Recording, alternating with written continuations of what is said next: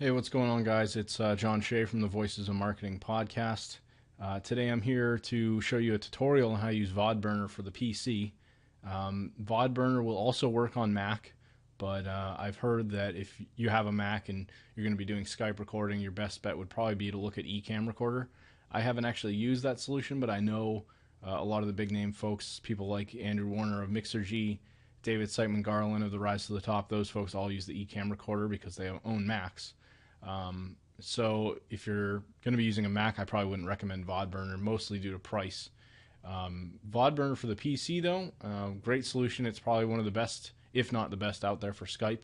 I made another video on Pamela for Skype. That's a cheaper solution, but the problem with video recording with Pamela is it doesn't actually do side-by-side video. It will only record on screen. So, like, say I call somebody else, it'll have like the little portrait photo of me in the bottom right, and then the other person in the big picture. It's going to record it just like that, and that's how it's going to record the actual call. With Vodburner, it actually takes recordings side by side, so it will take one clip of the other person's screen, like in full resolution, and then one of mine. There are some disadvantages to that, though, that I want to I'll explain as I go through this. But the application itself pretty simple. Just like I mentioned in the Pamela tutorial, there were some issues with Skype integration that were supposedly going to be coming in a Skype update last month. At the time of recording, it's January, so this would have been in December. They were supposedly going to be changing around the API and removing the capability to integrate some of these programs like Vodburner and Pamela and Ecamm Recorder. But Skype decided against that. So if you see any warnings about that, don't worry about it. It's not really a problem. In terms of Vodburner itself, the application's super simple. It's literally just this little drag window. It'll tell you what, while it's recording. Anytime you start a call or somebody calls you, it will automatically start recording.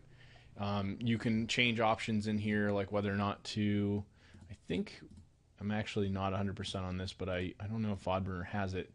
I know when the call starts, it warns the other person to let them know.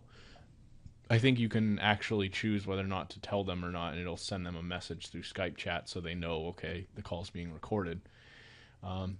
You can look at previous calls and convert them to different file sizes or formats. I don't have any in here right now. I literally just did a clean slate to show you guys this. It monitors your disk space. You can see, okay, do I want to do large files with best quality, medium, small, and do you want to directly have them turn into MP4 files with no editing? Pretty much the only way I was able to get this program to work was using this setting. I'll be completely honest with you.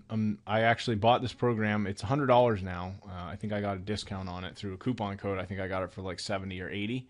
But one of the very first interviews that I did, I actually lost a recording through this because something happened. It just crashed Skype, and I lost the whole recording. It was like a 40-minute conversation.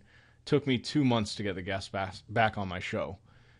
If you're doing just audio, this might not be a bad solution, or maybe if you're a little bit more cautious with testing, like test this thing out, do some test calls with your friends, and make sure the recordings are good. Make sure your Skype is up to date. I've had issues with the same program having mismatched versions of Vodburner and the actual version of Skype. That was causing me problems. Sometimes it would crash the whole Skype application and Vodburner. So make sure everything's up to date. In terms of the actual recordings, I mean, this will work great, like if everything goes smoothly. For me, I started using Google Hangouts, and that's why if you'll look around in the Podcasters Paradise membership area, there are some recordings in there for Google Hangout tutorials, which is what I currently use. It's free, and it's just very easy in terms of the recording.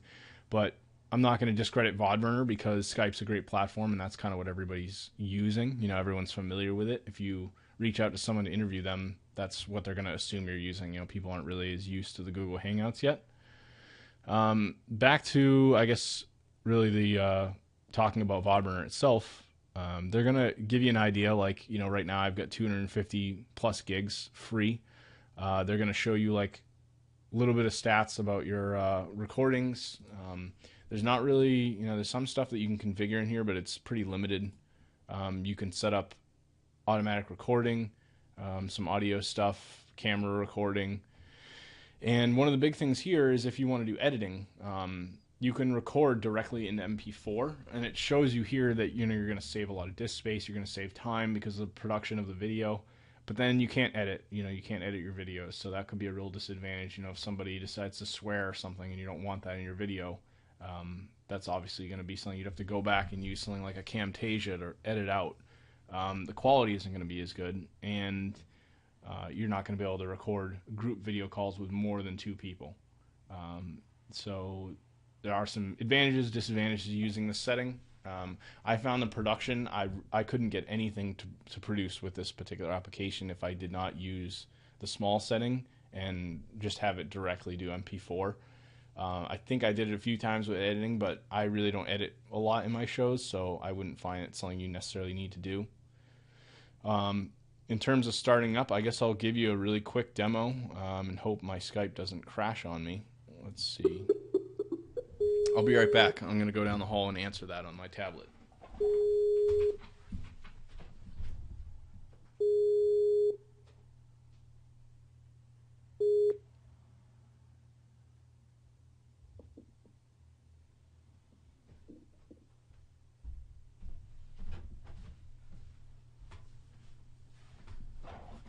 All right, so as you can see, here's the message that comes up. Vodburner is recording the call.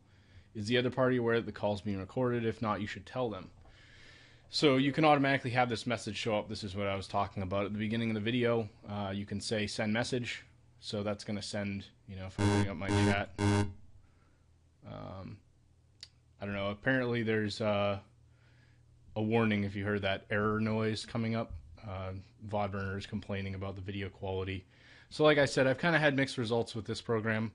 I want to say I recommend it, but I've had some difficulties. Like I said, it's not a terrible solution, but I would kind of go in with a trial basis before you buy and make sure it's something that you want to use. But yeah, thanks for checking us out.